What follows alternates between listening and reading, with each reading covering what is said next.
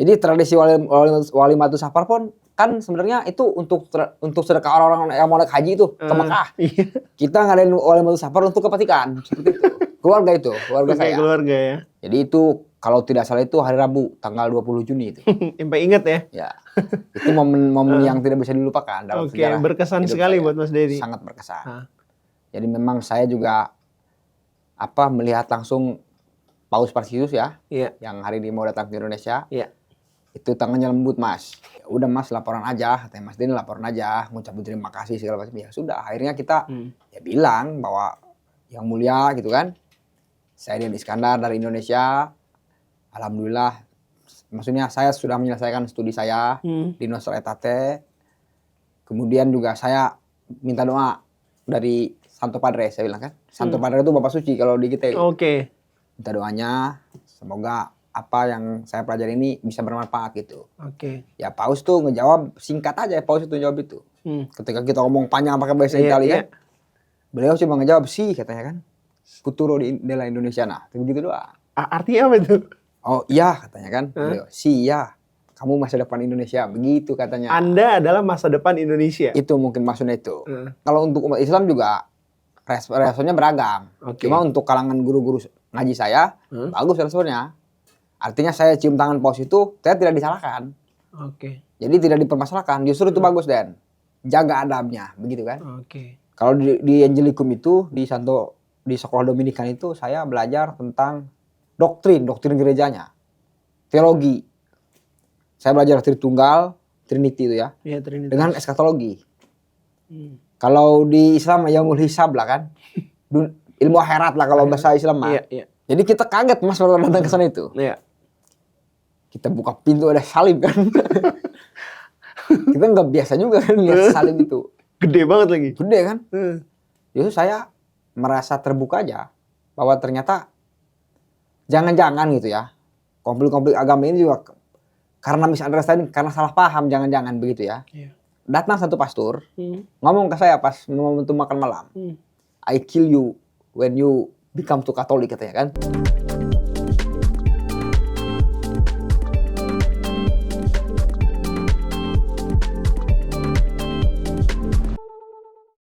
Halo sahabat kompas.com, kembali lagi bersama saya Fabian Januari Squado. Kali ini saya kedatangan tamu seorang pemuda asal Pandeglang, Banten. Beberapa waktu lalu pemuda ini sempat viral di media sosial karena interaksinya langsung bersama Bapak Suci Paus Fransiskus di Vatikan. Kita langsung sambut Mas Denny Iskandar. Iya, Mas. Selamat sore Mas Denny. Mas Fabian. Kabar baik ya? Alhamdulillah baik. Mantap, alhamdulillah. Mas Denny, dulu apa yang terjadi ketika Mas Denny berinteraksi langsung dengan Paus, di mana fotonya itu jadi heboh gitu. Justru hebohnya di dalam negeri gitu ya. Kok waktu itu bisa sampai ketemu dan berinteraksi dengan Paus? Ceritanya seperti apa itu? Jadi memang waktu itu saya menyelesaikan studi saya di Nostra Aetate. Setiap pelajar yang yang menyelesaikan itu pasti dapat slot ketemu Paus.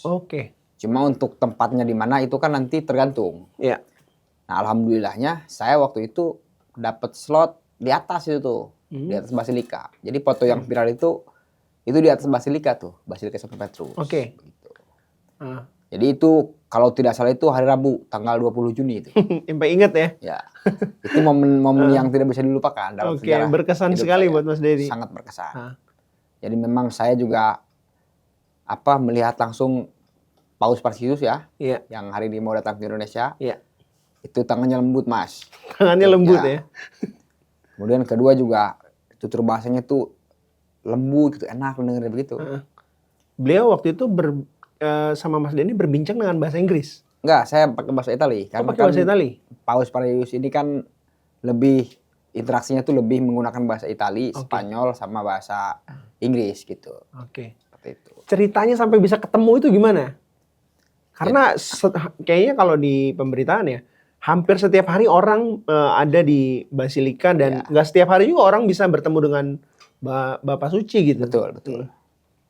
Jadi memang waktu itu tuh saya proses ketemu Paus itu sempat gagal Mas. Kan itu kan awalnya saya mau tanggal 13 kalau nggak salah itu. Cuma Paus Franciscus sakit waktu itu kan. Perutnya dioperasi. Itu pada akhirnya pending, Mas. Oke. Jadi semua agenda kunjungan Paus segala macam itu dipending karena Paus sakit. Iya. Dan beliau membutuhkan istirahat. Saat itu karena memang saya juga di sana punya guru ya. Dan itu orang Indonesia namanya Padre Marco. Romo Marco Solo. Nah, beliau bersurat lagi untuk bagaimana saya ini bisa bertemu dengan Paus gitu. Oke.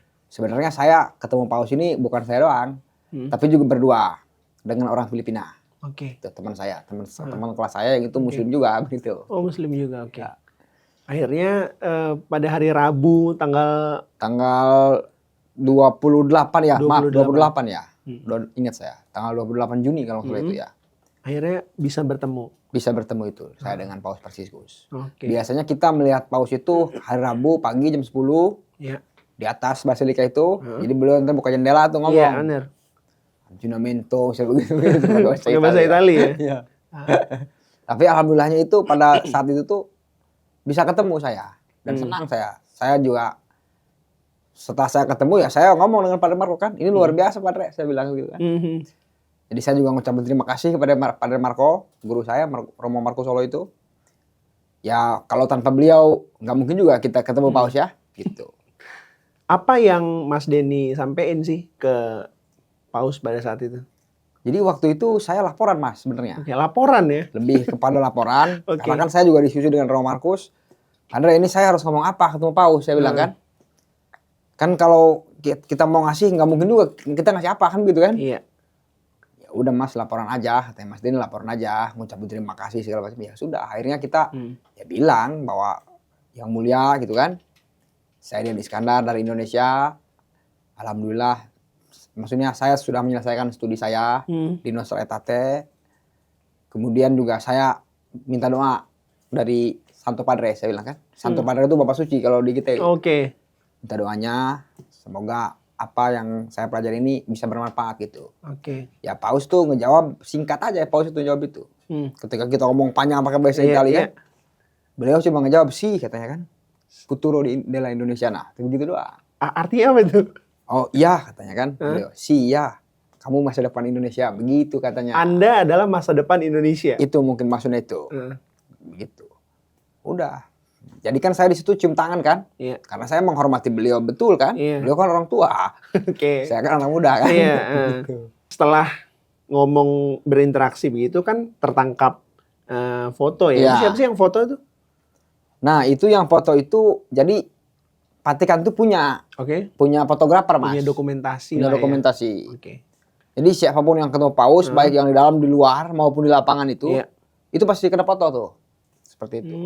Jadi itu nanti bisa kita ambil seperti itu. Oke. Lalu foto itu akhirnya dipublikasi dan sampai ke masyarakat Indonesia. Iya. Tanggapannya pada saat itu yang Mas Denny rasakan atau Mas Denny terima tuh seperti apa? Kalau untuk keluarga ya biasa aja kan ya, maksudnya bagus. Kebetulan kalau untuk umat Islam juga responnya beragam. Cuma untuk kalangan guru-guru ngaji saya, bagus responnya. Artinya saya cium tangan Paus itu, saya tidak disalahkan. Oke. Jadi tidak dipermasalahkan, justru itu bagus Den. Jaga adabnya, begitu kan? Oke. Jadi kalau misalkan saya ciuman begini pasti diomelin saya tuh. Tapi karena saya cium tangan, jadi ya why not gitu kan, semua orang guru-guru saya nggak apa-apa, memang begitu adabnya. Oke. Yang muda menghormati yang tua seperti itu. Iya. Dasarnya itu ya. Dasarnya itu. Kalau sebenarnya keberadaan Mas Denny sendiri di Vatikan atau di Roma itu sebenarnya dalam kepentingan apa sih sebenarnya? Sebenarnya kalau keberadaan saya di Roma ini, saya kepentingan studi Mas. Oke. Jadi memang setiap tahun sebenarnya sih Nostra Aetate itu. Nostra Aetate itu. Itu kan sebenarnya kan itu ensiklik sebenarnya ya. Iya. Cuma karena memang Vatikan juga punya komitmen menjalankan itu, maka itu dibuatlah nama yayasan yang itu Nostra Aetate juga tuh. Oke. Itu tuh satu lembaga dialog yang ada di Kuria Vatikan. Maksudnya di pemerintahan Vatikan. Oke. Gitu. Apa yang Anda pelajari di Nostra Aetate itu? Oh, banyak Mas. Saya misalkan belajar tentang ensiklik. Ensiklik itu kalau bahasa umumnya yang mudah diterima itu dokumen lah. Semacam Dokumen gereja ya? Dokumen gereja itu. Jadi saya belajar tentang dokumen Nostra Aetate. Oke. Dokumen Human Fraternity itu kan ya. Iya. Tentang dialog. Juga dokumen Ekumenes. Jadi dokumen-dokumen hasil Konsili Vatikan II tuh saya pelajari, Mas. 16 kalau nggak salah itu ya. 16 itu saya belajar 13 itu. 13 dokumen saya belajar itu. Oke. Di kampus maksudnya. Apa yang Mas Denny pelajari selama di Roma ya? Itu belajar tentang agama Katolik. Iya. Itu apa yang spesifik yang Mas Denny pelajari itu? Kalau secara spesifik ini bicara kaitannya kalau saya di Angelicum tuh ya. Kan saya dua kampus, Dua Mas. kampus, oke. Kalau di Angelicum itu di sekolah Dominikan itu saya belajar tentang doktrin gerejanya. Teologi. Saya belajar Tritunggal, Trinity itu ya. Iya, Trinitas. Dengan eskatologi. Kalau di Islam Yaumul Hisab lah kan. Ilmu akhirat lah kalau bahasa Islam mah. Iya, iya. Nah, untuk di Gregoriana saya belajar tentang dokumen gereja itu, dialog itu, Konsili Vatikan II. Nah, kemudian lebih inten itu saya di kantor Padre Romo Markus di Nostra Aetate itu saya belajar juga tuh. Jadi saya belajar di dua kampus satu tempat tuh, Nostra Aetate itu, tentang dokumen gereja itu ya. Apa sih manfaatnya itu untuk Mas Denny? Kalau misalkan soal manfaat, sangat manfaat, Mas. Ini yang terpenting itu cara pandang. Oke. Jadi dengan saya belajar itu membuka cara pandang saya tentang hidup, tentang bagaimana hidup, bagaimana seharusnya umat beragama itu menjalankan kehidupan di tengah apa bangsa dan negara begitu seperti itu. Kalau bagi saya begitu, Mas. Justru saya merasa terbuka aja bahwa ternyata jangan-jangan gitu ya konflik-konflik agama ini juga karena misunderstanding, karena salah paham, jangan-jangan begitu ya. Iya. Ya faktanya saya misalkan belajar gereja Katolik di Roma, bagi saya ngelihat dokumen-dokumen gereja itu baik, maksudnya bagus kok. Iya. Artinya dia juga bicara menyentuh soal kemanusiaan gitu ya, seperti itu. Itu gimana ceritanya Mas Denny bisa sampai ke sekolah di sana tuh gimana prosesnya seperti apa? Daftar atau terpilih atau gimana? Sebenarnya saya juga bingung, Mas, kalau misalnya itu ya. Karena saya juga nggak pernah saya ada rencana gitu untuk bisa ke luar negeri. Iya. Jadi waktu itu kan kita punya temen.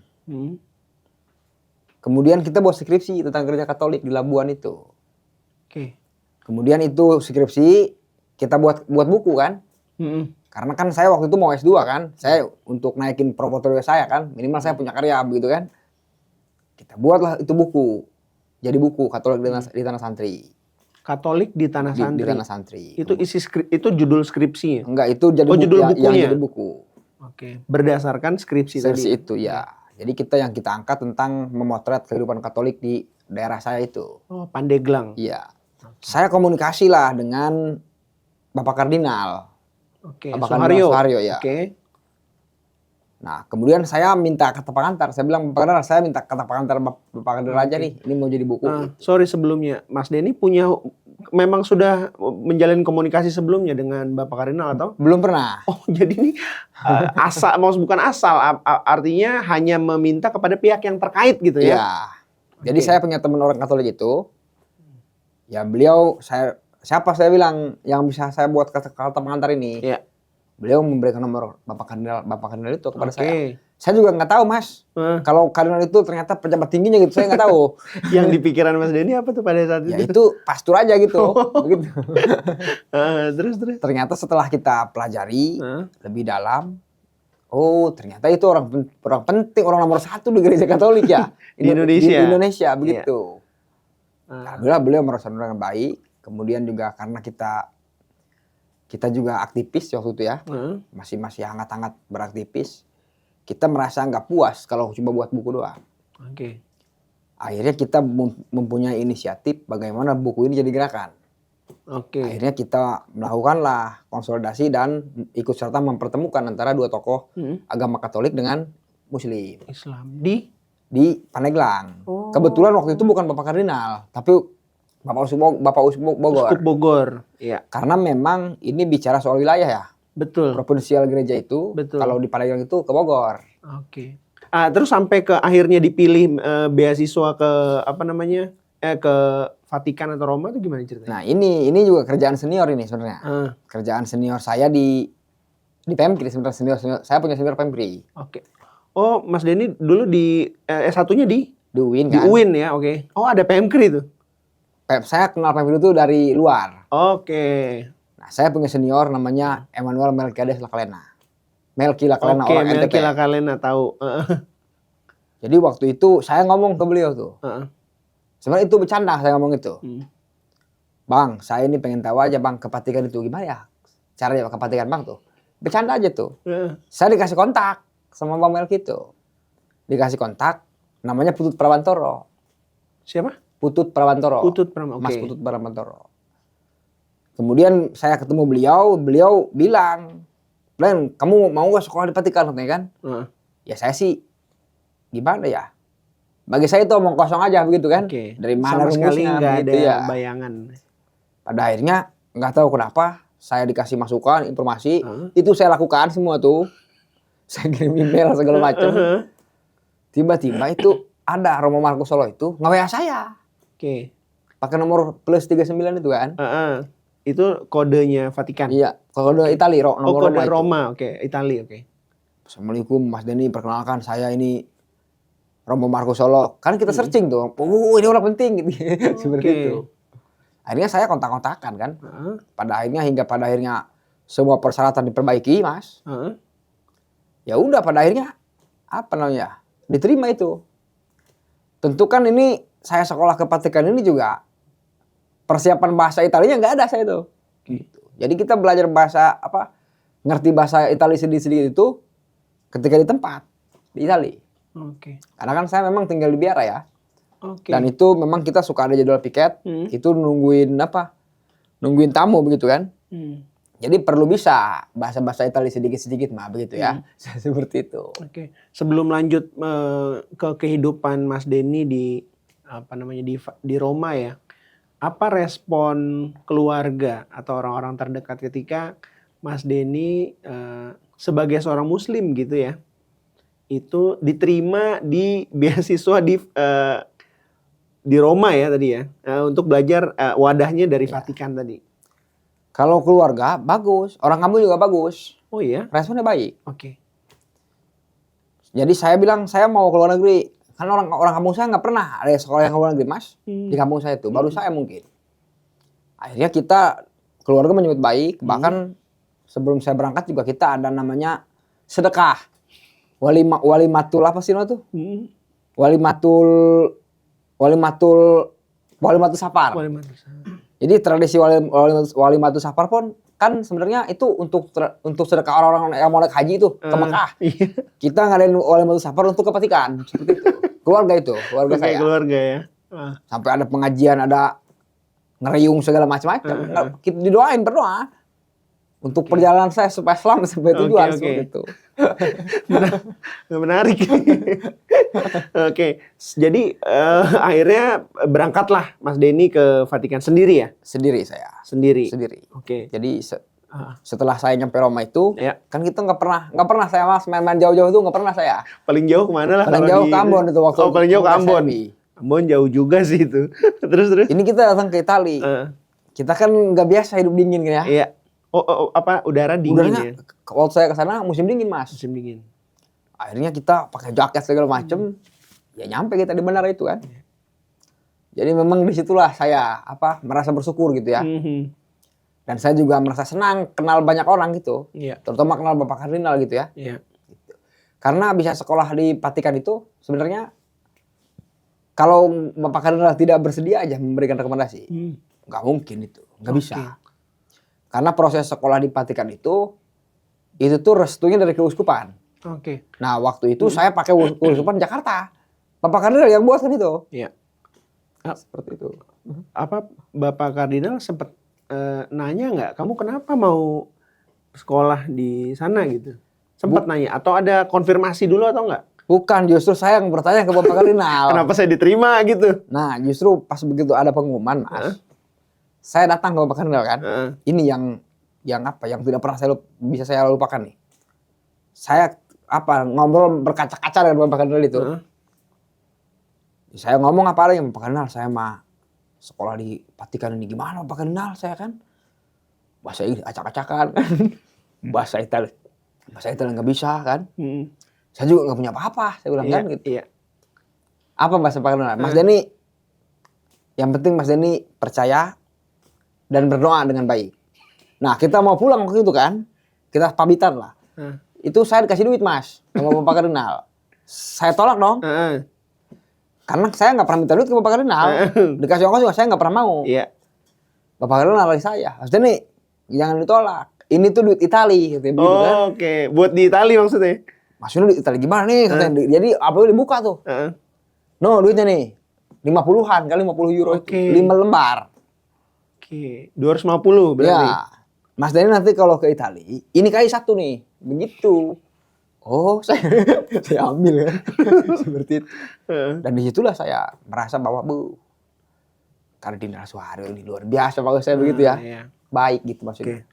Terus ketika sampai ke Roma, gimana adaptasinya di sana kan katanya kan tinggal di biara imam ya? Iya, jadi saya pas datang ke Roma itu kan saya dijemput. Iya. Saya tinggal dijajapin dianterin tuh oleh Romo Markus di biara. Biara itu tempatnya imam kan gitu ya? Iya. Pastor-pastor gitu ya? Iya, namanya biara San Gregorio Celio itu. San Gregorio Celio. Nah, itu dekat ada di Kolosium. Iya. Oh, jadi, depan Kolosium? Iya. Oke. Jadi kita kaget Mas waktu datang ke sana itu. Iya. Kita buka pintu ada salib kan. Kita nggak biasa juga kan lihat salib itu. Gede banget lagi. Gede kan? Gimana saya bilang.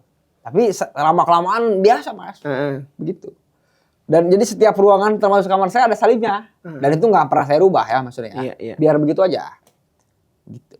Gimana dengan proses Mas Denny ibadah? Lalu kalau nggak salah di sana sempat melewati bulan puasa juga kan dan Ramadan. Jadi itu 2 kali lebaran. 2 kali lebaran nih.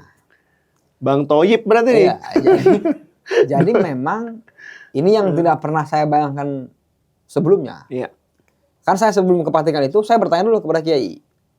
Kiai gimana hukumnya kalau kita nggak sholat Jumat 1 tahun kan? Karena saya mau ke Vatikan, saya punya bayangan bahwa Vatikan tuh nggak ada apa-apa, nggak ada masjid, nggak ada apa-apa. Makanya saya bertanya ke Kiai itu kan. Kata Kiai di Pandeglang nih. Kiai Pandeglang. Okay. Kata Kiai nggak apa-apa Dan, kalau memang mudorot, Jumatnya diganti lohor aja begitu. Okay. Kita bertanya, kita juga nggak mau dosa kan? Benar. Begitu. Ternyata saya ke Vatikan Mas, itu apa yang saya bayangkan jauh berbeda Mas. Gimana tuh? Jadi saya berpikiran awal yang nggak pernah di Vatikan itu nggak ada masjid, nggak ada apa. Ternyata salah saya itu. Oh ada. Yang saya kunjungi musola itu setiap Jumat itu ada 8 saya mengunjungi musola itu. Jadi ada 8 musola yang saya kunjungi kan setiap Jumat. Kan sholat Jumat harus di masjid, harus di musola kan. Iya. Kemudian pas puasa saya buka puasa bersama di Masjid Agung Kota Roma. Oke. Jadi ada Masjid Agung Mas di Roma itu. Masjid Agung itu dibangun oleh 3 negara. Vatikan, Roma, Arab Saudi. Oke. Seperti itu. Jadi kita maksud saya secara hak dasar saya sebagai muslim terpenuhi di Vatikan itu, di Roma itu. Iya. Walaupun misalkan itu negara Kristen ya, negara Kristen. Iya. Tapi hak beribadah umat muslim yang di sana itu minoritas itu baik-baik aja. Bahkan kita puasa tamat. Taraweh juga dapat 20 hari kan, gitu. Selebihnya kita malas aja nggak taraweh kan, begitu. Begitu. Gimana tuh Mas Denny rasanya ya? Rasanya terutama puasa dan Lebaran. Selain di tanah rantau orang gitu, di tanah rantau lah istilahnya ya, di negeri orang. Tetapi juga punya latar belakang kultur dan agama yang berbeda. Rasanya gimana itu? Jadi memang rasanya tuh tertantang Mas. Tertantang. Jadi kita beragama ini basisnya bukan pada bukan pada itu tapi pada nilai sebenarnya. Kalau yang saya rasakan ya. Kebetulan waktu puasa saya itu lagi menjelang musim semi itu. Musim panas maksudnya menjelang musim panas. Tentu waktu siang itu lebih panjang, waktu malam lebih pendek. Sengsara itu. Imsak di sana itu jam 3 imsak itu. Jam 3 malam kalau di sini. Buka puasa jam berapa coba Mas? Jam berapa? Jam setengah 9. Berat. Sementara puasa Katolik dengan puasa Islam itu beda. Berbeda. Kan waktu bulan Ramadan waktu itu puasa dengan Ramadan kan nggak jauh berbeda. Nggak jauh berbeda, betul. Oke. Itu kita nggak makan nggak minum. Kita udah sekolah kan. Udah kita melihat orang-orang pada minum bir segala macam siang-siang gitu kan, minum es segala macam gitu. Tapi kita nggak pernah risih. Jadi kita tuh tenang gitu. Jadi saya merasakan bahwa puasa itu bukan untuk orang lain tapi untuk Allah kan, hubungan kita dengan Allah begitu. Justru itu meneguhkan Mas Denny ya. Teguh. Jadi kita sebagai umat muslim juga merasa bahwa saya harus iman begitu kan, begitu. Iya. Seperti itu. Ada pengalaman menarik nggak, terutama soal hubungan Mas Denny ya sama orang-orang lintas iman di sana, terutama pada saat puasa dan Lebaran itu. Bagaimana dengan teman-teman dari negara luar lah gitu? Jadi saya punya 2 teman di sana. Iya. Namanya Frans semua. Oke. Itu orang Spanyol. Dengan Mario, Stefanus Mario. Itu orang Torino Itali. Dia Dua-duanya pastor. Bukan muslim. Bukan pastor itu. Oh, pastor, oke. Temenannya sama pastor ya? Temen biara saya tuh. Dia nanya, Den, kalau memang kamu nggak kuat gitu ya, ngomong bahasa Inggris tuh. Kalau misalkan sakit segala macem, ya itu kan urusan agamamu. Cuma baiknya sih nggak usah puasa kalau memang nggak kuat mah, begitu. Saya khawatir kamu belajar full segala macam begitu.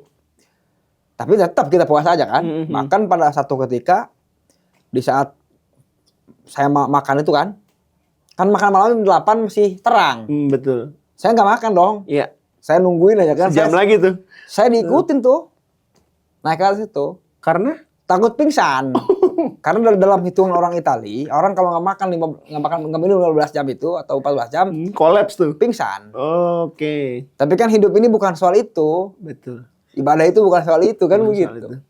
Jadi disitulah saya diacungi jempol sama mereka tuh ya? Sama mereka itu. Bahwa anak ini tuh memang serius beragamanya. Iya. Kalau mereka Kristen atau Katolik? Katolik. Harusnya Mas Denny balas tuh ke mereka. Hidup ini tidak hanya dengan roti dan roti saja ya gitu. Itu Mas, kemudian juga soal makanan Mas. Kita kan umum. Kita usia sekarang 30. 29 tahun, saya kalau puasa harus makan nasi Mas.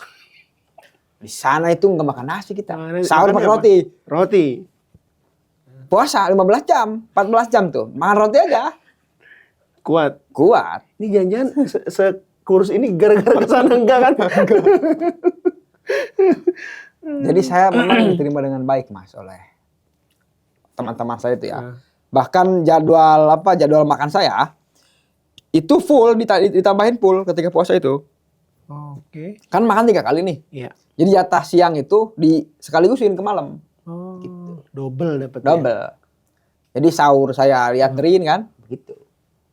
Tapi iya dari sisi Mas Denny menjalankan prosesi ibadah, artinya itu dapat dukungan juga ya dari sekeliling. Didukung.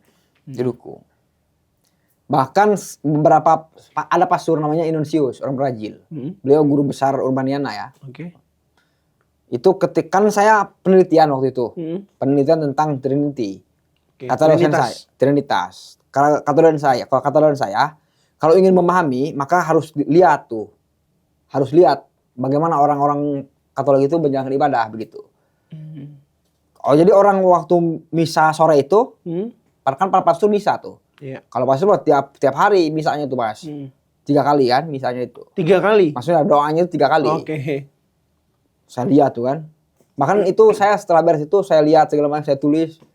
Datang satu pastor, ngomong ke saya pas momentum makan malam. I kill you when you become to Katolik katanya kan, begitu. Oh gitu. Jadi saya ini mau dibunuh kalau saya masuk Katolik kan, begitu. Itu hanya karena saya ngelihat mereka ibadah tuh, begitu. Jadi nggak boleh pindah agama, nggak boleh begitu. Menurut Ignatius seperti itu. Bagaimana Anda memaknai perbedaan itu, terutama untuk direfleksikan di Indonesia lah gitu? Nah, jadi memang Kalau misalkan beda itu kan udah sunatullah dalam Islam itu ya. Sunatullah, betul. Keniscayaan lah kalau dalam bahasa Umumnya. ya. Kalau dalam Islam sunatullah.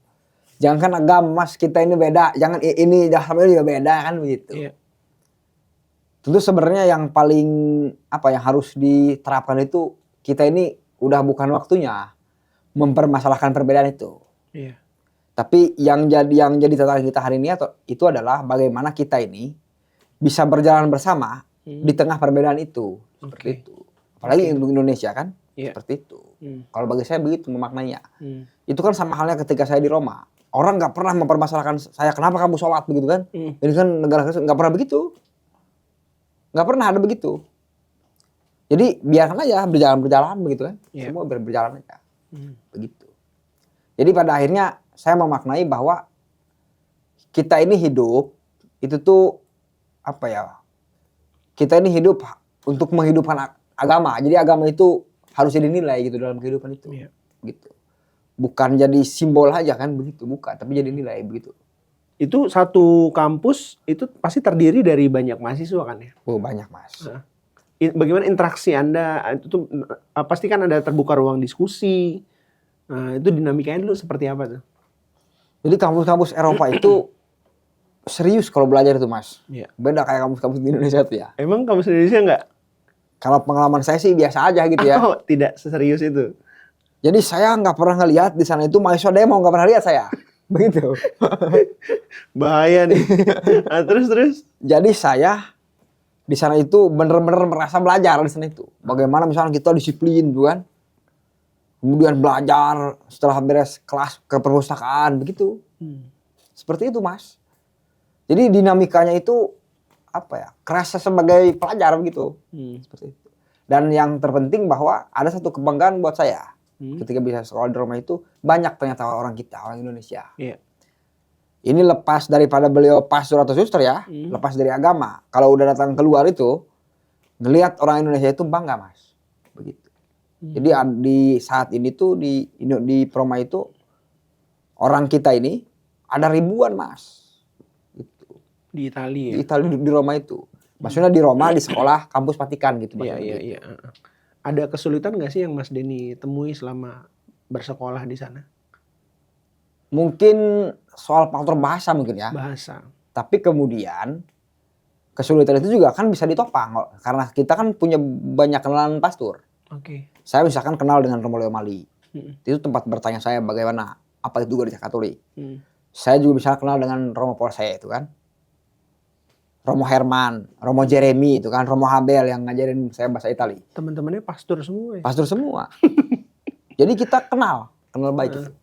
Bagaimana saya kenal interaksi dengan Romo Iwan misalnya gitu ya. Romo Beni, banyak itu yang pokoknya banyak lah itu kita. Saya juga misalkan bisa kenal dengan suster kan, para suster itu. Misalnya suster Francisca yang itu udah tua, udah saya anggap sebagai ibu saya lah itu ya. Kemudian juga ada suster Maggie segala macam. Yang itu tempat saya bertanya ketika saya nggak paham. Begitu. Dan mereka sangat membantu. Jadi akademis ya. Apapun saya tanyain Mas. Jadi karena kita sudah dekat, ya sampai saya tanya. Ini maksudnya gimana segala macam saya tanya itu. Saya jadi di kelas itu misalkan dijelaskan saya agak kurang puas misalkan ya. Karena waktu misalkan ya. Jadi akhirnya itu dibawa keluar saya diskusi dengan Romo Leo misalnya begitu. Saya diisi dengan Romo Markus begitu kan. Seperti itu. Oke. Karena bahkan pelajar Katolik sendiri juga mungkin tidak mendapatkan kesempatan seperti yang Mas Denny lakukan di sana ya. Terus pulang gimana tuh respon dari orang dekat dan keluarga terutama? Kalau orang dekat di Roma? Yang di Jakarta, maksudnya yang di Pandeglang? Saya pulang tuh ya.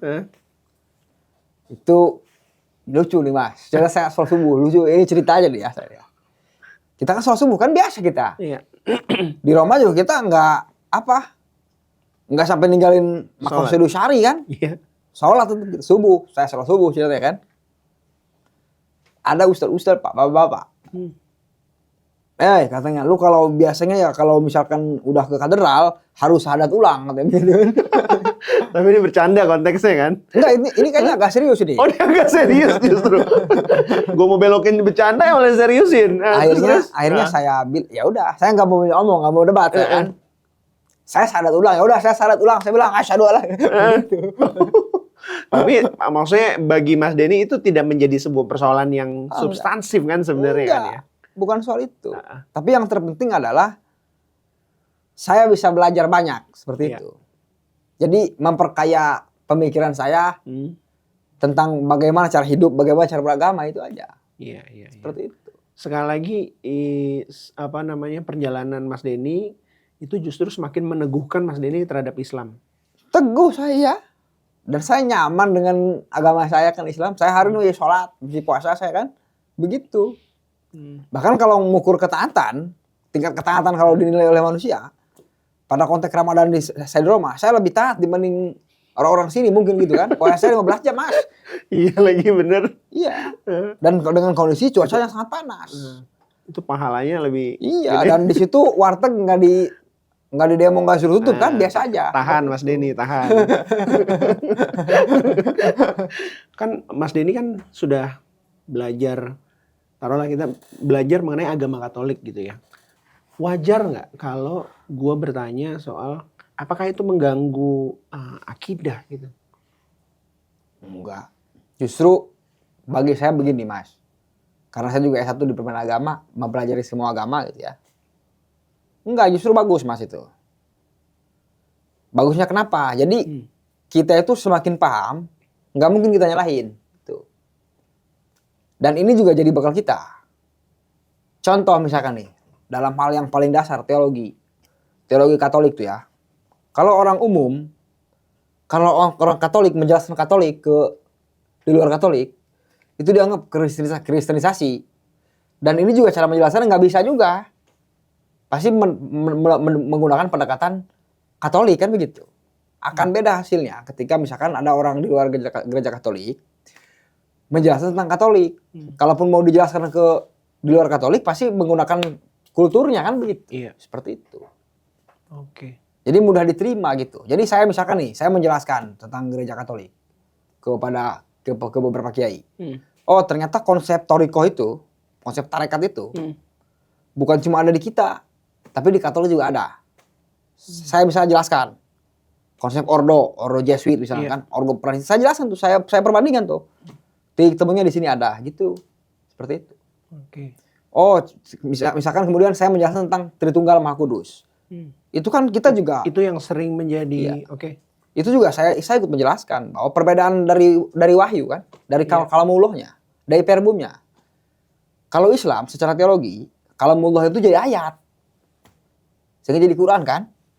Nah, kalau Katolik, kalamullahnya itu jadi manusia. Begitu. Seperti itu. Jadi lebih mudah kita menjelaskannya, memberikan pemahaman lebih mudah. Seperti itu. Oke. Jadi kalau Katolik itu dari bawah ke atas, cara teologinya. Kalau Islam itu dari atas ke bawah, seperti itu. Yang itu sebenarnya ada titik temu, seperti itu. Dan itu artinya bukan kesepahaman ya, artinya bukan. Saling mengetahuan itu saling memahami ya, bukannya sepakat gitu ya, tetapi saling memahami ini menjadi modal ya. Betul. Karena pada akhirnya, kalaupun misalkan mau disama-samain antara tauhid dengan Tritunggal beda, nggak bakal ketemu itu. Tapi kan di situ ada titik temunya, ada cara pandangnya, yang itu memang rasional seperti itu. Seperti itu. Ya pada akhirnya saya berkesimpulan bahwa saya belajar dokumen gereja pasca Konsil Vatikan II ini. Ya semua agama itu nggak sama, beda-beda, gitu. Dan setiap agama itu mempunyai nilai kebenarannya masing-masing. Tapi kita sebagai pemeluk agama harus yakin dengan apa yang kita anut kan begitu, seperti itu. Iya benar. Jadi nggak bisa kita ngomong semua agama sama gitu, nggak bisa. Semua agama benar nggak bisa begitu, nggak boleh begitu. Itu bukan hanya ditentang di Islam, di Katolik juga ditentang begitu. Seperti itu. Oke. Mas Den, ini kita lanjut terkait rencana kedatangan Paus Fransiskus nanti. Jadi nanti sosok Paus yang pernah Mas Denny ajak ngobrol gitu ya, ngobrol soal Indonesia gitu, akhirnya dia nanti datang ke Indonesia gitu. Nah, Mas Denny melihat kunjungan Paus tahun ini seperti apa? Mengingat ini kunjungan ketiga Paus ya, semenjak Paus-Paus terdahulu. Kalau saya sih melihatnya bahwa kunjungan Paus Franciscus ke Indonesia ini adalah bentuk terima kasih Paus Franciscus dan Natal Suci Vatikan ke Indonesia. Itu harus kita akui itu. Bentuk terima kasih. Bentuk terima kasih. Kenapa? Karena memang hari ini jumlah panggilan umat yang melakukan pelayanan gereja itu lebih banyak orang kita, orang Asia. Oke. Satu Filipina, dua Indonesia. Oke. Jadi jumlah para imam itu lebih banyak orang Asia sekarang itu. Seperti itu. Maka saya melihatnya bahwa kunjungan Paus ini sebagai bentuk ucapan itu, ucapan rasa terima kasih. Gitu. Kalau di sisi lain juga saya melihat memang kunjungan Paus Franciscus ini juga kan punya dua dimensi Mas ya. Iya. Makanya disebut kunjungan apostolik kan. Betul. Kalau misalkan yang soal ke gereja itu biarkan jadi urusan Katolik. Iya. Biarkan urusan jadi Katolik itu. Dan saya juga bukan wilayah saya untuk komentar kan. Iya. Itu masalah agama orang kan gitu. Tapi yang ingin saya soroti dan saya tegaskan bahwa yang terpenting dari kunjungan Paus ini soal dialog itu Mas. Dialog lintas iman itu. Di Istiqlal. Di Istiqlal. Tanggal 4 September kalau nggak salah ya. Tanggal 5 ya? 4. Tanggal 5 ya. 5 ya? Tanggal Okay. 5. Jadi memang pada tanggal 5 di Istiqlal ini sebenarnya saya juga penting sebenarnya ini tuh, Mas. Iya. Di sisi lain penting, di sisi lain juga waktu yang tidak memungkinkan untuk dialog banyak. Oke. Antara Paus dengan tokoh agama. Oke. Begitu. Itu pertama. Kedua juga soal keterlibatan. Keterlibatan semua orang. Di Indonesia ini kalau ngomongin misalkan Muslim misalnya agama saya tuh, ini kan banyak sekte kan. Ada Sunni, ada Syiah, kemudian dipecah lagi ada ormas segala macam. Nah, baiknya dan idealnya sih semua dilibatkan. Semua orang dilibatkan begitu. Seperti itu. Kedua, selanjutnya juga dari hasil dialog ini harusnya menjadi menghasilkan satu legacy gitu harusnya. Tapi saya yakin sih kunjungan Paus juga tentu akan membawa makna lah. Iya. Membawa makna banyak lah harusnya bagi bangsa Indonesia. Dan Paus juga datang ke Indonesia itu ya bukan untuk gereja Katolik sebenarnya, tapi untuk bangsa Indonesia. Oke. Karena itu ungkapan rasa terima kasih. Begitu. Rasa terima kasih Vatikan kepada Indonesia. Iya. Seperti itu. Sebagai penyumbang biarawati. Jelas, harus kita akui itu Mas. Karena apa? Karena memang hari ini Eropa kan krisis panggilan. Betul. Sepengalaman saya, hari ini banyak kok di Roma itu basilika, gereja-gereja yang jadi kafe itu, tempat ngopi itu. Banyak. Begitu. Karena tidak ada umat lagi. Karena tidak umat. Di saya waktu tinggal di gereja itu, di Roma itu. Gereja segitu gedenya, yang ibadah paling 30 orang. Oke. Seperti itu. Dan di sana tuh krisis imam. Gitu. Dan orang Indonesia itu mengisi pos-pos itu. Diisi pos-pos itu tuh. Dari mulai jadi imam, kemudian pimpinan ordo kan, kongregasi. Di kita itu sekarang udah ada 3 nih hari ini yang jadi pimpinan dunia ya. Ini juga mempengaruhi sebenarnya kan. Jadi ini juga menjadi tolak ukur bahwa bangsa kita juga di dunia ini besar. Seperti itu. Oke. Mas Denny sendiri nanti akan terlibat dalam sesuatu nggak nanti soal kunjungan Paus nanti? Kalau kita kan nggak mungkin lah, siapa kita kan? Siapa saya ini kan? Kalaupun nggak terlibat juga nggak apa-apa, saya nggak masalah begitu kan? Gitu. Cuma yang terpenting bahwa saya menekankan bahwa minimal pada wilayah dialog ini di Istiqlal ini semua dilibatkan lah Mas. Gitu. Apa sih yang menjadi concern gitu sehingga dialog lintas agama antara Vatikan dengan Indonesia, khususnya kelompok-kelompok agama Indonesia itu menjadi penting gitu? Apa sih concernnya? Begini Mas, kita harus mengakui bahwa Indonesia ini kan mayoritas Muslim, ada 80% lah ya. Hari ini kalau misalkan mengukur perdamaian, ini kan soal bicara relasi Muslim dengan Katolik kan, begitu kan? Juga dengan agama-agama yang lain. Saya nyorotin soal Muslimnya Mas, bukan soal Katoliknya. Oke. Bagi saya, kalau misalkan variabel relasi Islam Katolik itu dibangun di Timur Tengah, dengan lahirnya dokumen Human Fraternity, kan itu kan bisa debat kita Mas. Dalam arti debat itu Islam di Indonesia dengan Islam Timur Tengah itu beda Mas. Seperti itu. Maka kita juga berharap bahwa dalam dialog ini juga ya minimal tokoh agama berkumpul segala macam membuat kesepakatan. Konteksnya perdamaian di Konteksnya Indonesia. perdamaian. Jadi variabel perdamaian dunia itu harusnya ada di Indonesia.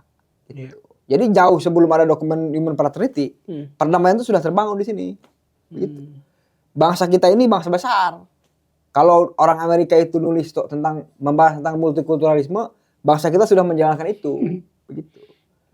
Makanya dengan kunjungan Paus ini juga besar harapan saya jadi angin segar untuk juga mengkampanyekan itu di kancah dunia seperti itu, Mas.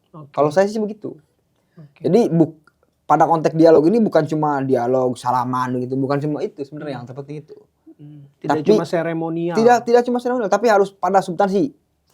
Karena kunjungan Paus ini nggak bisa ditebak kapan lagi.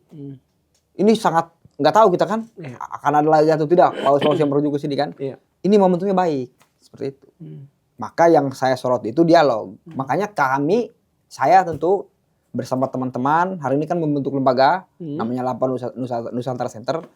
Kita juga terus mengawal soal isu dialog ini.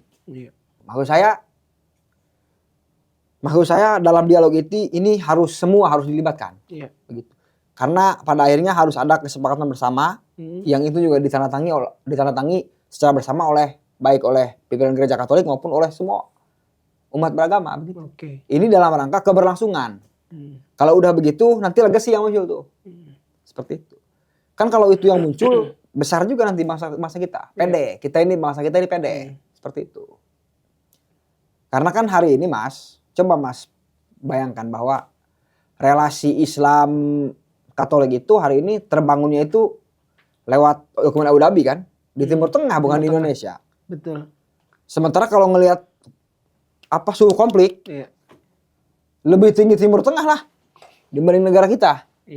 Negara kita cenderung damai seperti itu.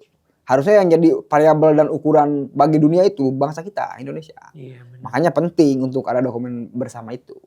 Seperti itu Mas. Artinya Indonesia harus menjadi contoh perdamaian dunia. Harusnya begitu. Jadi jangan bawa dari daerah negara orang ke sini kan begitu. Tapi negara kita dibawa ke sana sebagai contoh seperti itu. Terakhir deh nih Mas Denny. Bagaimana nih semestinya masyarakat Indonesia ya itu menyikapi nanti kunjungan Paus dan nilai-nilai yang nanti akan dikampanyekan begitu. Terutama soal perdamaian dan dialog lintas iman. Kalau saya sih melihatnya Paus datang ke sini itu pesannya ya jelas ini tentang Laudato Si pasti disampaikan oleh Paus kan, tentang dokumen Human Rights itu pasti disampaikan, tentang Fratelli itu juga pasti disampaikan gitu kan. Cuma dalam bentuk yang ringkas mungkin ya seperti itu. Nah bangsa Indonesia, wabil khusus Muslim misalnya di Indonesia itu baiknya sih memberikan apresiasi gitu maksudnya. Karena bagaimanapun yang datang ini tamu negara, tamu agung ini. Jadi bangsa Indonesia ini akan kedatangan tamu agung yang itu Presiden Vatikan. Seperti itu. Ya harus disambut lah namanya tamu kan. Gitu. Maksudnya harus disambut dengan baik. Begitu juga negara juga harus menyambut dengan baik seperti itu. Karena ini kan jelas kunjungan negara ini mah kan. Oke, kalau gitu sahabat Kompas.com. Usai sudah perbincangan saya dengan Mas Denny Iskandar, saya jadi teringat salah satu kutipan dari Bapak Kardinal Ignatius Suwaryo ya. Bahwa segembira-gembiranya kita menghadapi atau menyambut kedatangan Paus, yang paling penting adalah meneladani dan melakukan ajaran-ajarannya. Iya, itu bagi Mas kan. Oke, bagi umat Katolik maksudnya ya. Oke, sahabat Kompas.com, sekian bincang-bincang saya dengan Mas Denny Iskandar tentang pengalaman beliau di Vatikan dan pemaknaannya terhadap kunjungan Paus yang akan datang. Saya Fabian Januari Squado, sampai jumpa di wawancara-wawancara kami selanjutnya.